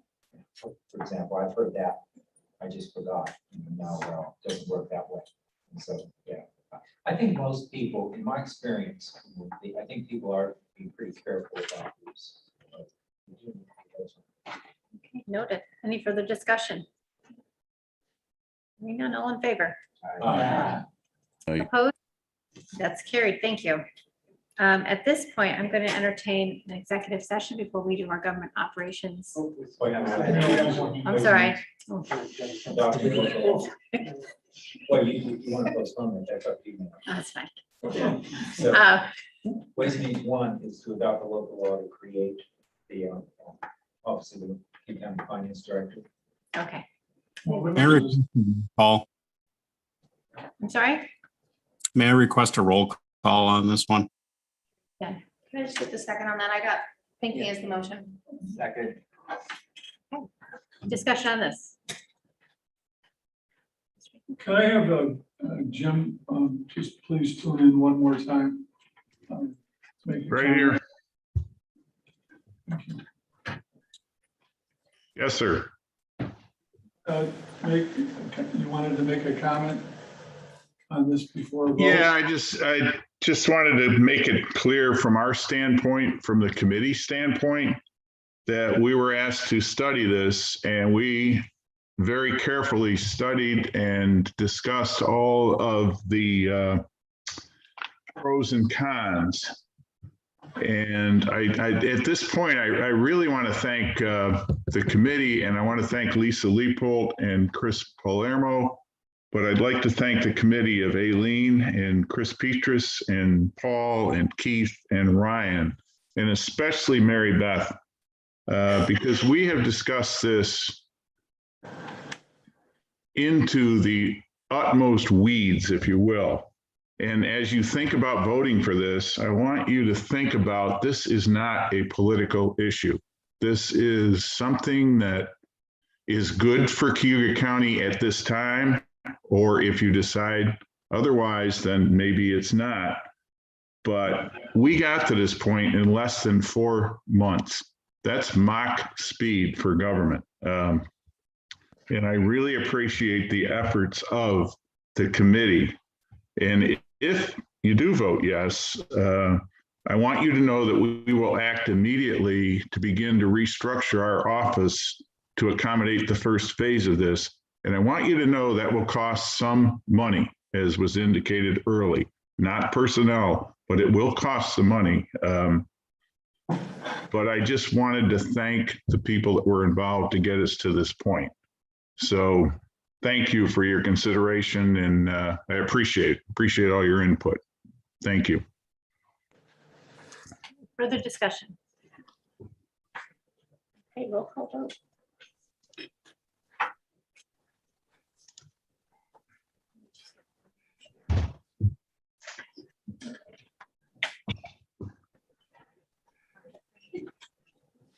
Tucker Whitman, Yes. Andy Dennison, I'm voting yes, under the understanding that it goes the way that Jim explained. Ben Vitale, Yes. Chris Petrus, Yes. Paul Pinkney, Yes. Keith Batman, Aye. Hans Kutcher, No. Mark Strong, No. Heidi Nightingale, Yes. Elaine Daly, Yes. Tricia Kirk, Yes. Timothy Lattimore, No. Michael Didio, No. Ryan Foley, Yes. Aileen McNabb Coleman. Yes. Pass. Thank you. At this time, I'd like to entertain executive session to discuss employment of a particular person. Contract negotiations. Thank you. Second. Okay. If you can, those who are joining us from home, if you could find the first link that was sent by Amanda Morgan this afternoon. And we have to go into topic one.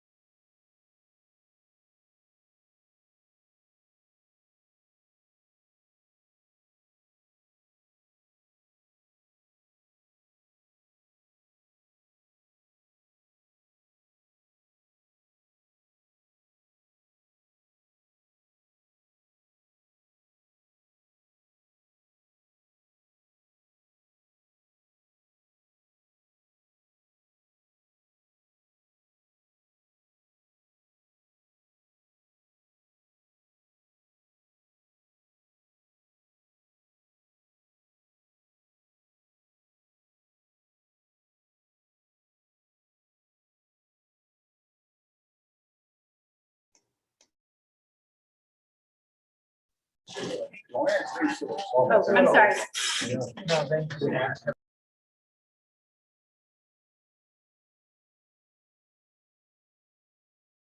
Can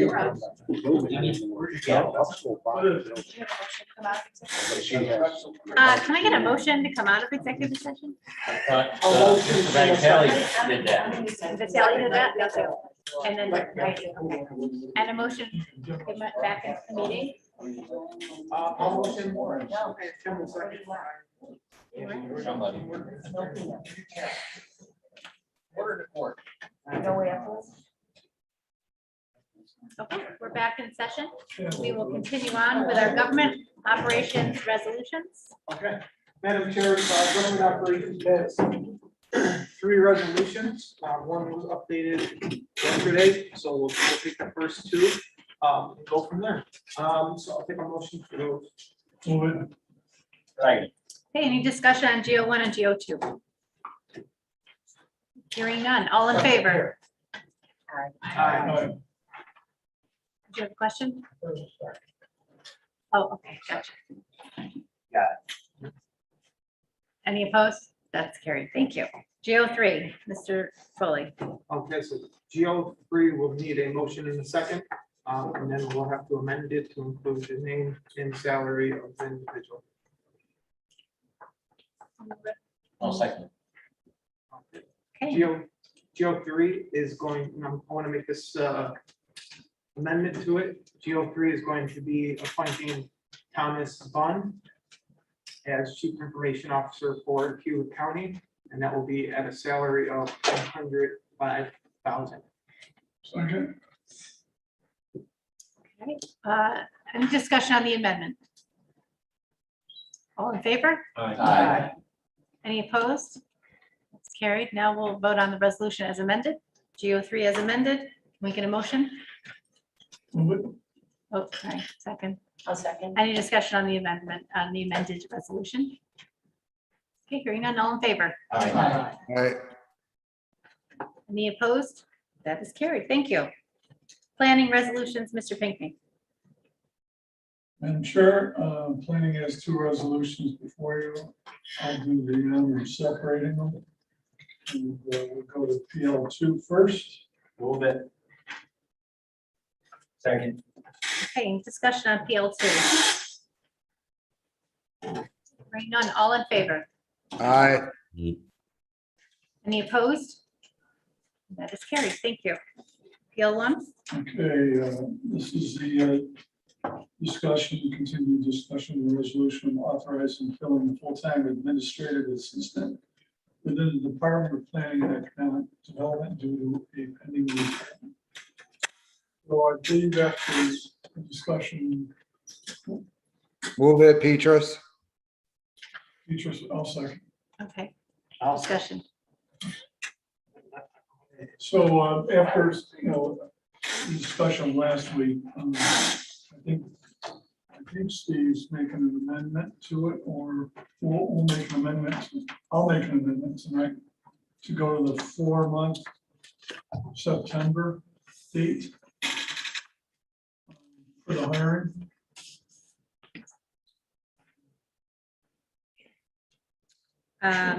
What did the original say? Did an email go out to the 5 months, I think. Went from 5, and the amendment is to 4 months? 4 months. We have an amendment on the floor. Discussion? Did they do that right? Do you have a second? I'll second it. Was it first and a second for the resolution? And then, all right, I need a second on the amendment, which was Petrus. Okay, discussion on the amendment. I just have a question. I do see that I had voted no on this at Ways and Means. Again, I appreciate the compromise to 4 months from 5 months. I also, it appears that he's put a orientation plan that's looks pretty comprehensive in there. But unfortunately, that came at like 5:15. So this isn't going to take effect until September. Is there any reason why we couldn't like to see this and have it come out of planning next month. I mean, It's the flavor of the body. I mean, I think he noted the letter in there too. She did. And yeah. It has to go to HR also, I guess. Yeah, and, you know, appreciate, you know, that was one of the big questions, was there actually a letter of resignation? I questioned about, I've never seen two in the same position working side by side for 5 months, but he has appeared to say, well, let's go with 4 months. And I'm gonna show you the training plan that makes that make sense. But, you know, again, I didn't really have any opportunity to look over and see that. I don't wanna, you know, again, I was talking about compromising for 3 months, so I don't wanna fight about 4 weeks either. But, you know, it doesn't seem like there's urgency if it's gonna be effective in September. I don't know how anyone else feels about that. Was that did you make a motion? I would recommend referring it back to planning and having it come back with the effective date in, giving us time to look at the orientation plan that he has. So that would be, I guess an amendment or a motion.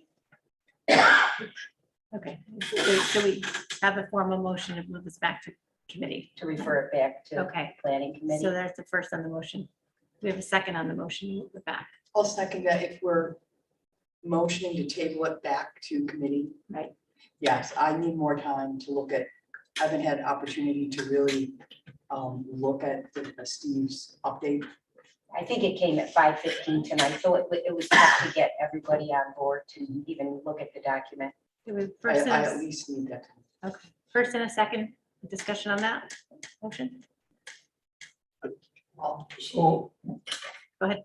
I'm just looking for Chris. sorry, you were You standing, just- so I didn't. So, you know, there's really nothing wrong with that going back, but after 12 years of being up here, I find it real hard. There's been a lot of good people up here, department heads. And I really don't think we're getting too far off the track of setting precedents. This guy we've leaned on pretty heavily for the last 3 years. And he comes to us with this, and so we shortened up a little bit in technicality of the letter of resignation and some other things. So another month you've heard him describe, and if you haven't, I guess shame on you for not getting in touch with him to find out what he was trying to express to us. And I find it, I find it disheartening to go against for all the good he's done, and I trust in him and in what his plan is, and I'll leave it at that. It's just my 2 cents. Mr. Latimer, then Mr. Vitale.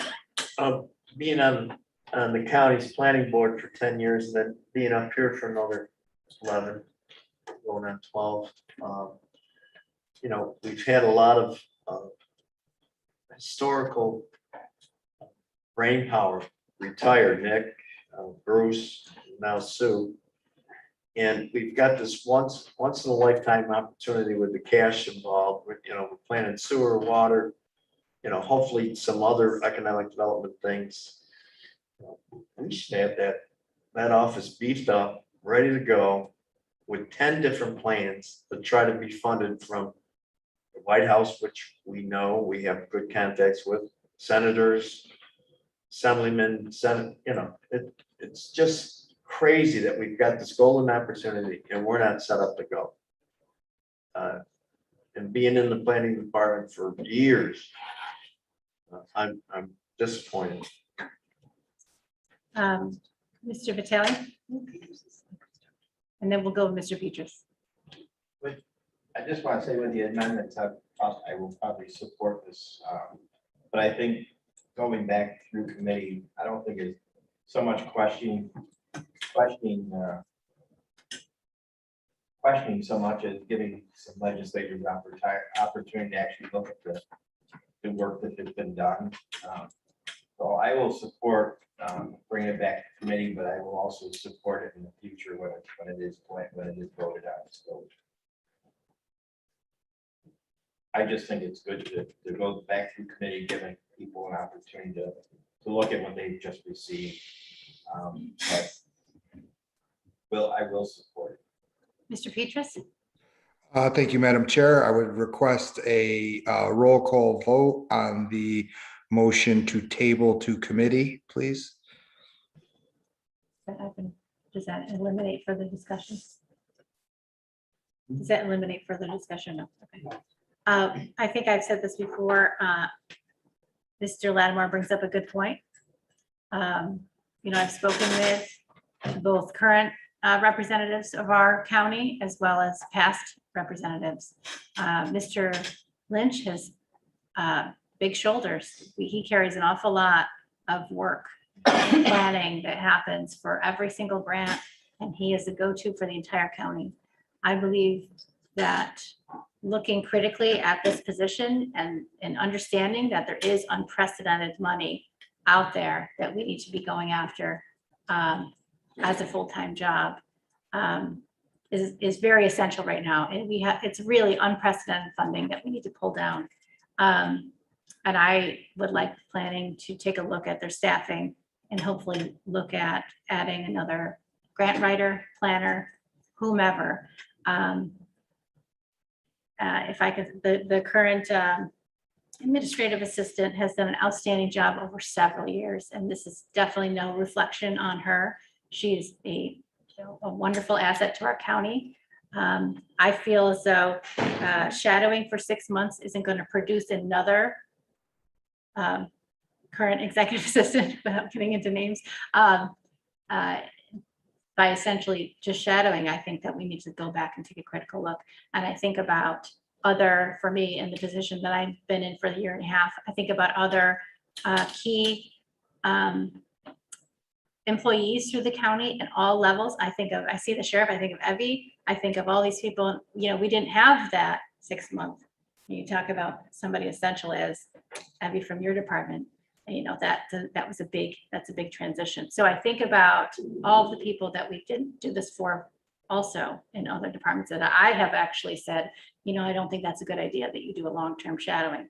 So, I support this going back to committee, but I would like to not just push this back with no further discussion. I think that we need to get behind planning and think about how they can beef up the actual department to meet our needs going forward. So that's where I stand on the issue.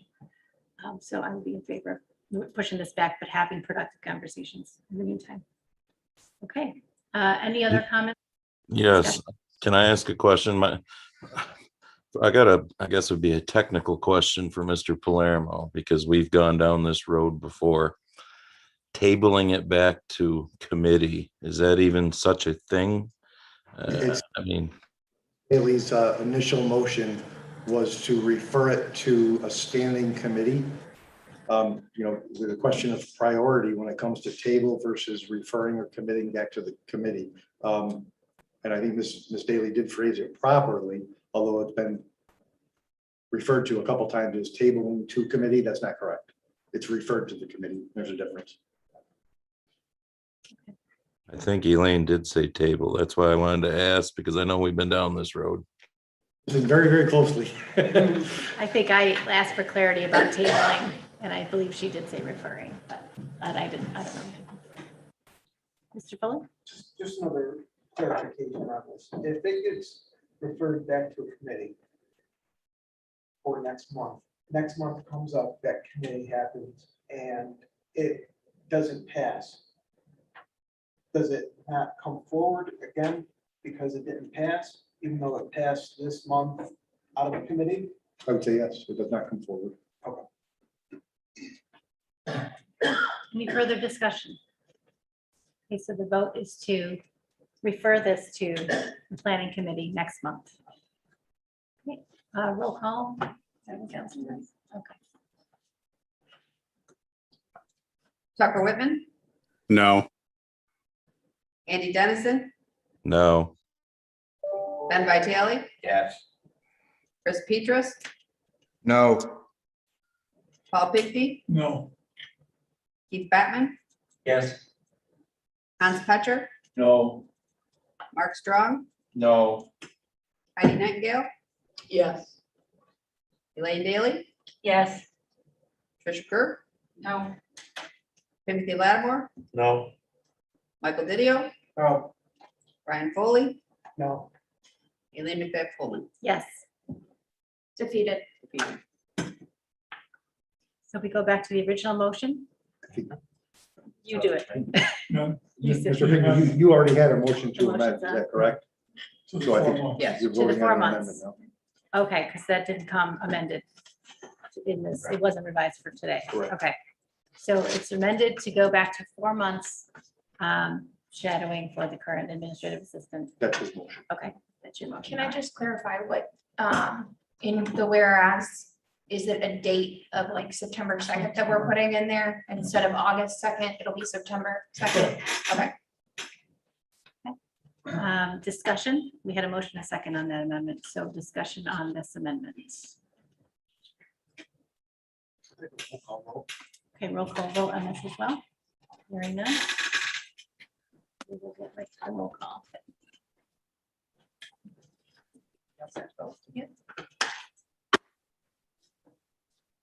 Tucker Whitman, Yes. Andy Dennison, Yes. Ben Vitale, Yes. Chris Petrus, Yes. Paul Pinkney, Yes. Keith Batman, No. Hans Petcher, Yes. Mark Strong, Yes. Heidi Nightingale, No. Elaine Daly, No. Tricia Kerr, Yes. Timothy Lattimore, Yes. Michael Didio, Yes. Brian Foley, Yes. Elaine McBeth Coleman. No. Passed. Okay, we go on to legislator Whitman for the Public Works. Resolution as amended. I'm sorry. Okay, now we're gonna vote on the resolution as amended. All right, any discussion on this? Oh, we'll go. Do we roll call this again? Only if they want it. Let's do it. Okay, this is for the amendment included in the resolution. Tucker Whitman, Yes. Andy Dennison, Yes. Ben Vitale, Yes. Chris Petrus, Yes. Paul Pinkney, Yes. Keith Batman, No. Hans Petcher, Yes. Mark Strong, Yes. Heidi Nightingale, No. Elaine Daly, No. Tricia Kerr, Yes. Timothy Lattimore, Big yes. Michael Didio, Yes. Brian Foley, Yes. Elaine McBeth Coleman. No. Passed. Okay, great. Now we'll go to legislator Whitman with Public Works. Okay, I can't promise that my 3 resolutions are going to be as exciting as everybody else's, but I'll give it a whirl. We can try, we'll think of something. I'm going to take each one of them separately. PW1, authorizing the restoration of the north parapet masonry at the historic post office building, requires a 2/3 vote. Move it. If I can interrupt, I apologize. That does not require a 2/3 vote. We just held a public hearing on transferring the money from a reserve account. That's all that's required for this particular transfer. It's incorrectly identified and I apologize for that. Oh, well, in that case, I'll go ahead and bundle 1 and 2. Wonderful. Okay. Motion- Move them. And the second on the bundle, great. Any discussion on this bundle? Hearing none, all in favor? Aye. Aye. Opposed? That's carried, thank you. A PW3, authorizing a contract with O'Connell Electric to install cable and equipment to convert electric service for the PSB and related buildings to NICEAG. Move it. Second. Okay, discussion on PW3. I would just like to go on the record that I'm going to abstain from this vote. Hearing none, all in favor? Aye. Any opposed? Post. Mr. Pinkman also. Okay, that's carried, thank you. Okay, JPS, go Mr. Vitale. Thank you, Madam Chair. JPS has 4 resolutions that went through both committees and passed both committees. I'd like to ask someone if they would like to make a motion to bundle 1, 2, 3, and 4. Could we pull out one, please? I'll make a motion to bundle 2, 3, and 4. Second. Okay, discussion on this bundle. Hearing none, all in favor? Aye. Any opposed? That is carried. Thank you. Okay, we'll move back to JP1. JP1 went through both committees, and I would offer that up as for a motion. Move it. Second. Okay, discussion on this. Mr. Bettman? Yeah, I just wanted to say, I am going to vote for this. But the reason I want to discuss is the next statement, and that is that I'm going to support this for several reasons. First is that the problems with the original resolution, I think, are going to resolve. And so I appreciate that, whoever resolved those, I guess, thank you for resolving those. Secondly, I think that the person that is in line to do this is a person of ability, integrity, add much to the operation of the DA's office. And final is that I'm going to defer to the wisdom of my colleagues. So I'm going to be voting yes. The reason I wanted to talk about this, my hesitancy is this. We are creating another senior deputy chief position in the DA's office. We will now have a DA and 2 deputy DA, deputy chief DAs. So and below that, we have 2 senior ADAs who have significant supervisory training and other responsibilities. Below them, we have, I think, 2 ADAs, a couple of investigators, a couple of confidential secretaries, and stenographers. So we're going to have senior level administrative work in this department consisting of at least at this point 5 individuals to supervise, direct about 10 people. As I say, I'm going to support it, but I do want to point out the inconsistency that this body has exhibited by moving forward with such an appointment when we have a 700 member organization, $150 million budget, and we're reluctant to provide any kind of administrative or operational support at the top. It makes no sense. It's irrational. It's illogical. So with that said, when the vote comes out, I'm a yes. For the discussion. Welcome to the 6th floor. You're supposed to do that with the echo. That's what I do. Welcome. All in favor? Aye. Aye. Any opposed? That is carried. Thank you. Thanks. All right, Madam Chair, we have JP5 that was just added, and it is for to fill vacant nurse registered professional nurse at the jail. We can go through either committee. We were aware of it at Ways and Means. The idea was to bring it forward then, but there was some other changes. And I know that the sheriff has had, I mean, in the nursing industry today, there's just way too many people looking for nurses and offering them more money than we are right now. So we're kind of caught in the middle, but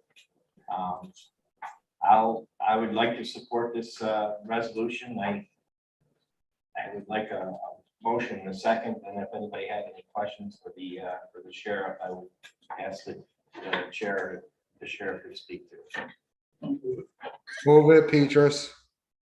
Okay, any discussion? Mr. Benton? Yeah, my only question, I guess it is for the sheriff, is that, although I will address it to you as his proper Madam Chair.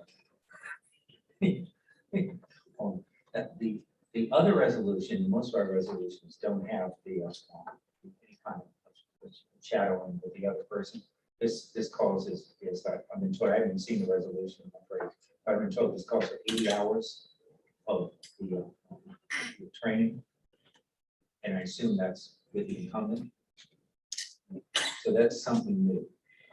So in this particular resolution, this would be to fill our second vacant nursing position. We have 3 total budgeted positions, so we would be short 2 of 3 nurses. The second nurse that has resigned has agreed to help us out. She knows that we're going to be in a little bit of a bind here, so she has agreed to stay on to help us in training and to get the next person up to speed and help with some coverage while we make that transition. So to try to task our last remaining registered nurse with training on top of the extra duties, we have to try to keep our operation moving would be very difficult. So that is why I'm asking this particular resolution to allow her to stay on for up to 80 hours to train that person. If we're able to recruit and bring somebody on, which I'm hopeful we can, but we don't have the nurse staff to provide the training at the same time in this situation. May I ask a follow-up question? You may. So that 80 hours is not to train this person, but to train the two people, because there's one existing person, and you need someone the one person can train one person, but not two. I think it would be possible to train two, but I think realistically, we're not going to fill two positions. Oh, you don't think you can get them both at once? Not, I don't think so. I think we've got some challenges. No, I had hopes we could, because I agree with you, you can't go from 3 to 1 and function. We're working on that, but we're facing some recruiting challenges with, where we're at.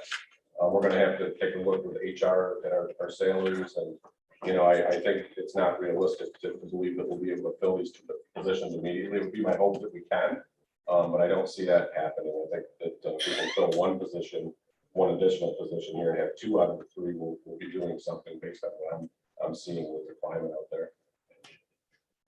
And the training is up to 80 hours.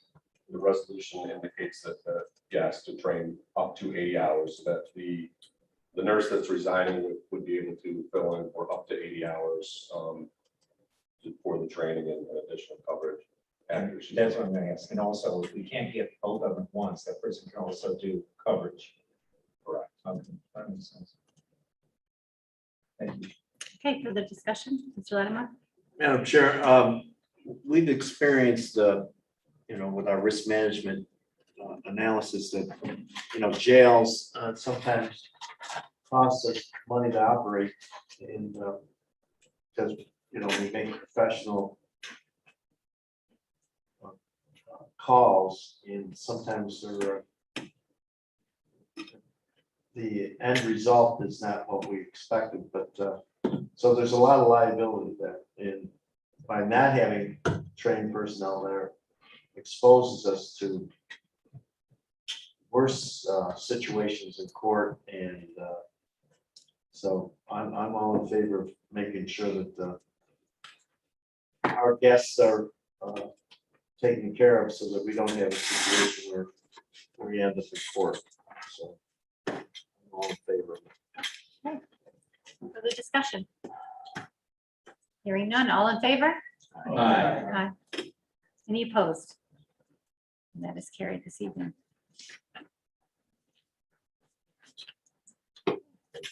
We have, I need to get a motion to enter into executive session regarding personnel. Madam Chair, before we go in, on Mrs. Cayuga, she was a World War II vet. Can we just change or add that to her obituary? Thank you. All in favor? Headed to executive session. For those joining us virtually, is the second link that was sent by Amanda Morgan today.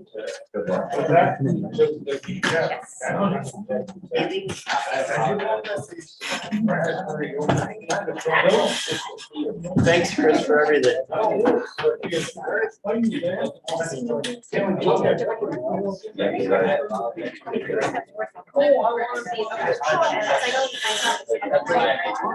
Can I borrow you?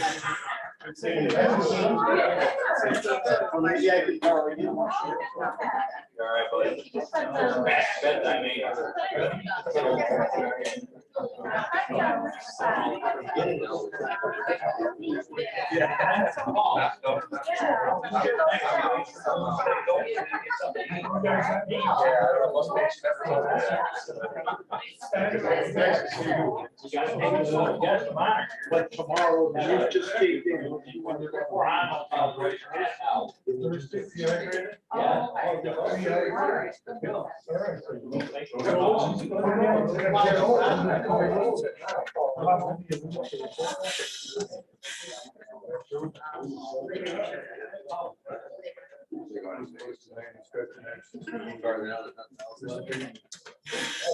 Thank you for sending that up for me.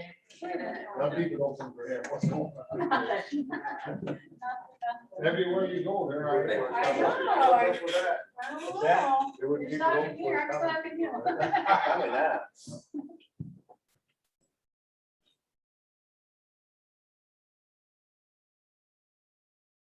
You drove up it when they were mowing, isn't it going a little rough? I think They were they're watching like- you.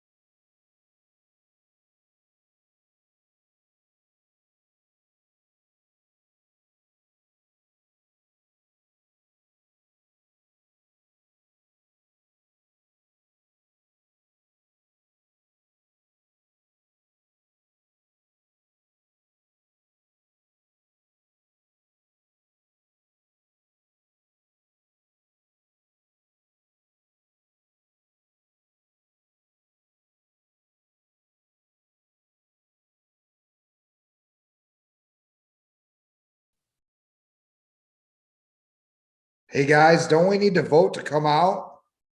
To close the meeting? There's nobody in chambers at the moment, so when we get them in here, They're we'll straggling, Chris. figure it out. They don't have the luxury of being on their couches at home. Oh. I'm picking up on your sarcasm. Which one can I be on it here? There it is. Beatrice, all right. What up, brother? We- Okay, can we get a motion to come out? Seconded by Chris. Okay, motion to adjourn? Motion made, seconded by Mark. Wait a minute, you gotta take it off you. No, it is. Oh. All in favor? Aye. Bye. Aye.